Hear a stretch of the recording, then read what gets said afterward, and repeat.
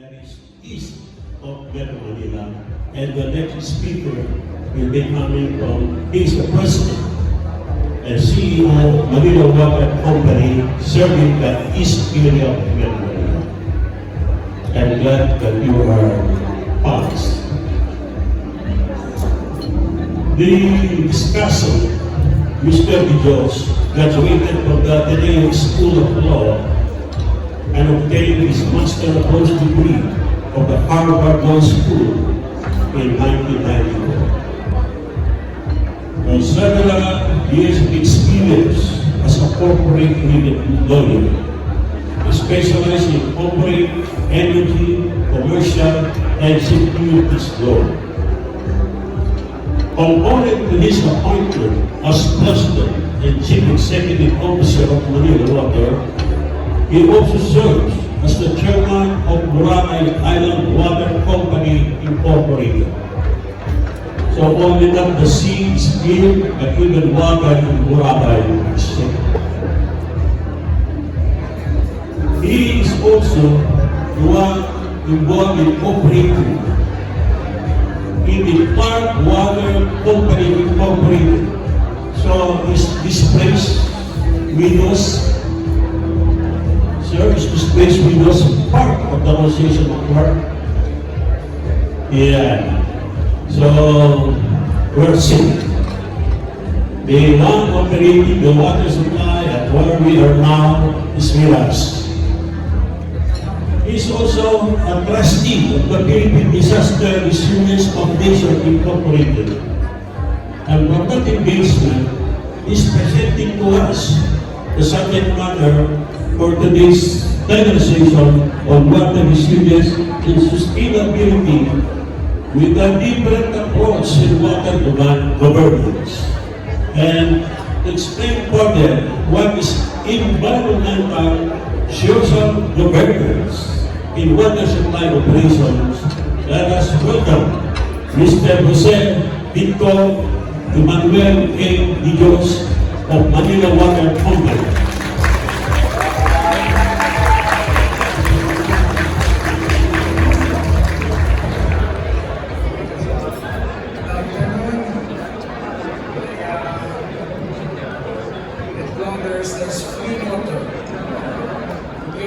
Good afternoon.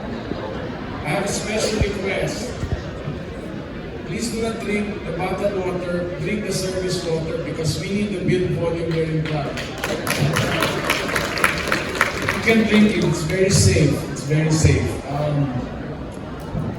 Good afternoon to all. It's actually my first time to be part of this activity, this celebration, and I'm very excited. A lot of people who take this sector very, very seriously. To my co-speakers, good afternoon. My friend Mon, I like your presentation, sir. In fact, we will follow the very, very excellent presentation you used, Walter. Hopefully we are pioneering Southeast Asia or Singapore and some initiatives. And in any event, I'm here to talk about, I guess, resilience.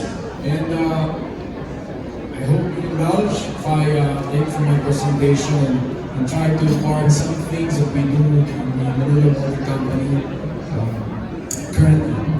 So as you all know, the Philippines is one of the most climate vulnerable countries in the world, and you felt the long-term effects of the global phenomenon we call climate change. For one, stronger typhoons and natural disasters, rising sea levels, and changes in the environment have resulted in a declining quality of life, lives lost, damage to agriculture and infrastructure, and economic losses. Climate change remains a threat, a serious threat to food security, water supply, and the preservation of our entire ecosystem. Everybody knows that, it goes without saying. We see it in the severity of the storms we endure.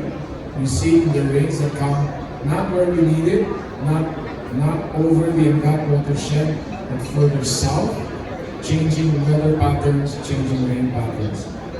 As a company, Manila Water believes that water resiliency is imperative and critical to a very sustainable future. And that is why we integrated our sustainability in our very bloodlines in the way we do business, with our vision and mission touching these points.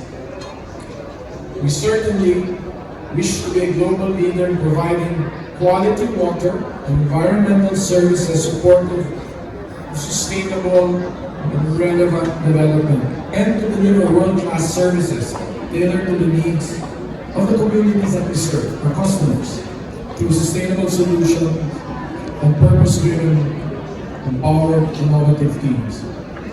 In 2021, Manila Water released its medium-term sustainability goals, encompassing targets on water access, security, carbon emission reduction, and capital expenditures as part of our total business strategy. Hopefully to be achieved by 2025, our ESG goals highlight our belief that the long-term viability of the company or the ecosystem that we find ourselves in is fully dependent on the management of the environmental effects and impacts and commitment to improving social outcomes in the communities that we find ourselves in, not just in the East Zone, but all across the country, north to south. As we expand service coverage and provide customers with quality water and wastewater services, Manila Water, which was awarded Global Company of the Year by PWWA earlier this year, is honored to be a vital contributor to the country's economic growth. Last July, we also received an improved overall ESG rating of 27.1 from Sustainalytics, one of the world's leading ESG research companies. This puts us within the medium risk category and places us decently 11th among the 15 water utility sub-industry. Meanwhile, last September, the International Water Association recognized Manila Water as a climate smart utility in its first year of the IWA's Climate Smart Utilities Recognition Program, the first water utility in the Philippines and in Southeast Asia to be recognized in this program that aims to inspire utilities and their respective stakeholders to embrace climate resilience under three key pillars for action: climate adaptation, mitigation, and leadership. Friends, all this means to us is that upon our shoulders is placed a heavier and harder burden to make sure that we deserve these accolades and we earn each and every day through the operations we provide to our customers, every day the service that we do the best way possible. So the company, with its strong track record as an industry pioneer in sustainability practices, has indeed embedded ESG in every aspect of our business as we deliver solutions to society and protect the environment along the way. We've actually formed an ESG committee at our board level. I chair that to make sure that the strategies are fairly and firmly enunciated and rolled out to the company, and that sustainability remains entrenched in the company's overall business policies, with commitment to being a vital partner of the communities we serve. We'd like to be seen as a leader, together with our colleagues in the West, in providing quality water and environmental services supportive of sustainable development. This is made explicit through our sustainability framework, which captures and communicates the unique contributions and impact that the company has to the environment and society at large through critical infrastructure and with its four pillars of sustainability as guideposts. What are these? Water security, service accessibility and continuity, and environmental sustainability. The company endeavors to create positive impact to support better lives and foster resilient economies. Our 5-point sustainability agenda touches the majority of the UN's SDG goals, adhering to calls for action to end global poverty, climate change, and other deprivations to our global citizens. First, by helping build communities through striving to deliver clean and potable water, ensuring water access to our communities, availability 24/7. As of today, we currently serve around 12 million customers throughout the country and beyond, with 90% of our 7.4 million e-zone customers saying they are satisfied with the service we deliver. We've also provided more than 200,000 water service connections for low-income communities through our two-big para sa barangay program, the e-zone concession. We've also made sanitation services easy to reach for all our customers. And as of last year, we have siphoned 90,000 septic tanks for regular dislodging caravan. Second, by protecting the environment, the company stands as a sentinel and vanguard for the environment. Protecting natural resources, especially water resources, is critical to life now and in the future. With the efficient use of our natural resources and materials, we have kept our record of having as the lowest average NW level among all countries in Asia, with a rate of about 12.3% for the e-zone concession as of September this year. The standard NW rate recommended by the World Bank is 25% or lower. Through Manila Water's 70 wastewater treatments, on the other hand, in the country, we have treated about 70 million cubic meters of wastewater and circumvented about 52,000 tons of carbon dioxide, CO2, equivalent through this initiative. We also move to protect life and land through watershed protection and management programs. Manila Water spent around 50 million pesos to support its watershed management initiatives last year and continues to sustain it to this day. Our watershed management program obviously helps improve biodiversity and contributes to carbon sequestration that can mitigate the effects of climate change. The company is able to help in the protection of 171,000 hectares in General Nakar, Ipo, La Mesa, Labao, Panas, Haiban, and Villagarcia watersheds. And this is done in partnership with the MWSS, Department of Environment and Natural Resources, different local government units, indigenous peoples residing in watershed communities, and other stakeholders. We planted 62,000 native trees in 2021, and we've already nurtured a total of over 1.2 million trees in 2,459 hectares across the country since 2006. We've also, together with Manila, been supporting the MWSS annual Premium Trees Challenge since its launch in 2017. Earlier this year, Manila Water disclosed its first decarbonization target to reduce and avoid 60% of Scope 1, and that is direct emissions from owned or controlled sources, and Scope 2, indirect emissions from purchased electricity, greenhouse gas emissions by 2025. In fact, when we purchase our power, at least 20% is sourced from renewable energy sources. That's our commitment to help protect the environment and reduce carbon footprint. We are gearing towards net zero. The company recently approved and launched our project Net Zero, which is an initiative to reduce the company's greenhouse gas emission footprint and balance out any remaining emissions by removing or capturing an equivalent amount. Project Net Zero aims to establish medium and long-term greenhouse gas emission reduction targets aligned with the Science-Based Targets Initiative standards to limit the global mean temperature increase to 1.5 degrees Celsius. This target will cover scopes 1 and 2 and all relevant scope 3, i.e. Our suppliers or vendors' emissions. The project is being done in collaboration with South Pole, a leading globally climate solutions provider that works with private organizations and governments worldwide. So we take the business of reducing our carbon footprint very, very seriously. And this project will run in phases and will include a robust GHG accounting, establishment of targets, and a decarbonization roadmap to attain net zero by 2050. So we'd like to not just talk the talk, but also walk the talk, and we put ourselves front and center to be able to show we're able to do it. And as a testament to its commitment to climate action, Manila Water is one of the first companies in the country to adopt a climate change policy.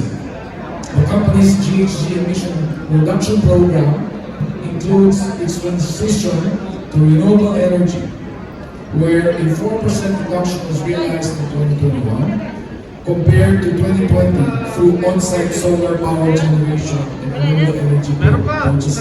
In fact, we're embarking on an initiative to deploy solar installations inside the fence in idle land within our facilities that can be used for this. We're also exploring hybrid facilities, and just earlier was in conversation with a group that potentially will educate us about even wind power for small-scale application. As Manila Water takes these active steps in ensuring that the ecosystem that we thrive in is robust, we rely on protecting the gains that we've had, and we make sure that we manage the value chain properly, responsibly, including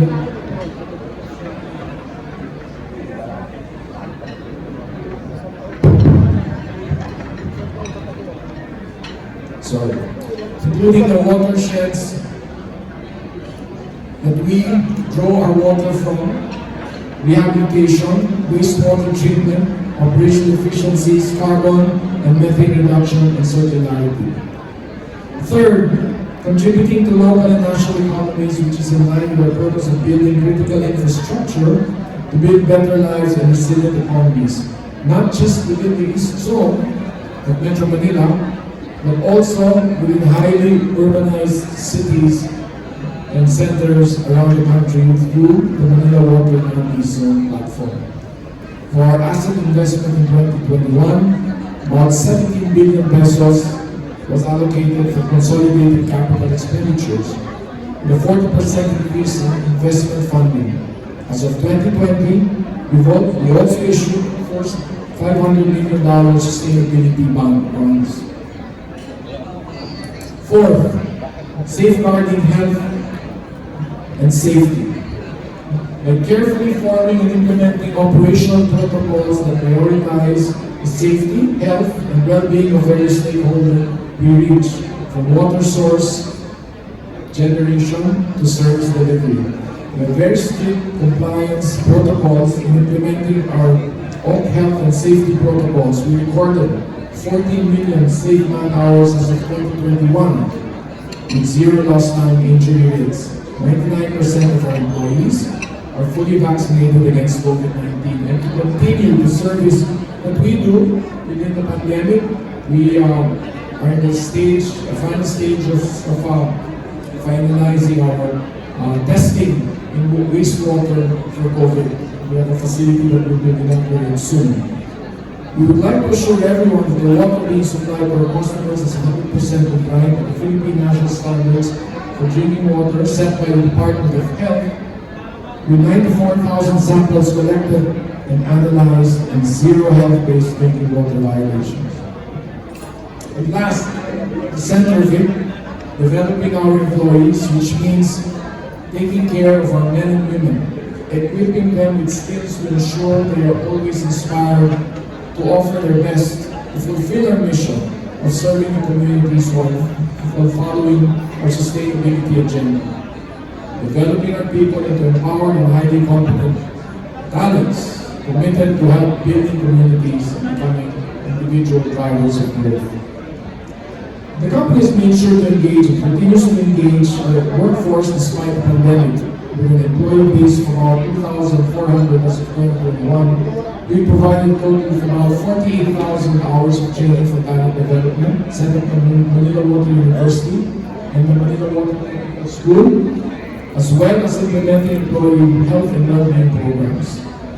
Strong partnerships and collaborations with stakeholders are also considered key to fulfilling our vision, most especially towards achieving SDG 6 on clean water and sanitation. Rest assured, Manila Water will continue to drive progress in providing reliable service to customers as it keeps track of its sustainability commitments moving forward. Sustainability means being resilient in our operations so that the communities will have the basic services that they need and they deserve in every situation. We've taken all steps possible to make our facilities resilient to the effects of climate change through restoration, retrofitting, and design innovation, to counter flooding and other disasters, and develop a business continuity program, including emergency response where needed. Water is key in sustaining all life on Earth, and the company observes water resilience measures by ensuring water security. Talking about our proposed service improvement plan for water security is the 4-point water system master plan, which includes construction of the Sulag River Diversion Project and the Mirai Angat Transmission Rehab Project under the Angat Lamesa Water System, the East Bay Water Supply System under the Laguna Lake Water System, the Wawa Calao Supply System Project, phases 1 and 2, under the Antipolo Water System, and the Kaliwa Water Supply Project, and other long-term resources in Antipolo City. It feels like I'm in a public consultation. But rest assured, the message hopefully should came through. Our regulator is here, Chief Regulator. So sorry, just continuing the message. In line with our shared advocacy of achieving water security in the country, we believe that the establishment of an apex agency tasked to harmonize and monitor all water-related efforts will provide strategic direction and improve governance in the sector is much needed. And we echo the calls earlier to ensure that this message reaches the highest levels of government, which, by the way, in the President's State of the Nation address, it was loudly and proudly received the adherence of the administration to water is a key component of its agenda, governance agenda, and obviously as well the creation of the Department of Water. So that is why the creation of this Department of Water Resources, we feel will bring about much needed reforms that will help us over the course of time. The agency is envisioned to lay down the overarching policies for the sector and perform functions relative to the integrated management of water resources, consolidating the water sector under a unified departmental body, complemented by an independent regulatory commission, will open up opportunities, untold opportunities, for optimized financing and better resource management and utilization. Needless to say, friction costs, inefficiencies due to unneeded and unwanted bureaucracy will be avoided and hopefully eliminated. The proposed department is further expected to address the build-up dysfunctions in the sector by improving data availability and information exchange mechanisms across decision makers and stakeholders. In the private sector, we, Manila Water, are called to share our strengths and collectively support the national government's development agenda. Our country's full recovery from the hardships and rigors of this past pandemic and other black swan events can be accelerated by strengthening public-private partnerships where financial, technical, and managerial best practices can be exchanged. But we are observing that the government, the agencies tasked to herald this, are marching in the right direction. And for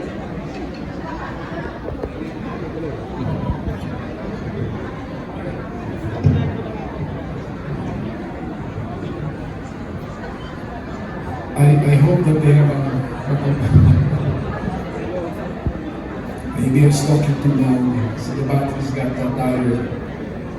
But in any event, we'd like to be able to have really a platform where financial, technical, and managerial best practices can be exchanged. So public-private partnerships are the way to go. As I said, we see the relevant agencies are marching in this proper direction. And if this happens, if there is that collective cooperation, we can see ourselves moving towards a better place in the next few years, particularly in the context of major undertakings in infrastructure development for the water sector. So resiliency, my friends, not only refers to the environmental resiliency or operational resiliency, it actually applies across the different dimensions of the water chain. And primarily there is the government's role and participation in ensuring the private sector is able to work hand in hand together with it to bring about effective and efficient change. Water security is a business for everyone. And we believe that to address these challenges, the government and the private sector must work closely through regular public-private dialogues where views will be exchanged and effective solutions adopted towards the attainment of common goals. A forum such as this serves that purpose, and I personally hope to be more involved in more of these gatherings in the near future. It is only through collective action that we can achieve substantial gains towards building a better and a more resilient future. That the space expand, areas of engagement and cooperation, and more importantly, learn from each other's experiences to work together to strengthen cooperation among others. Thank you very much for your attention. I wish you a good afternoon.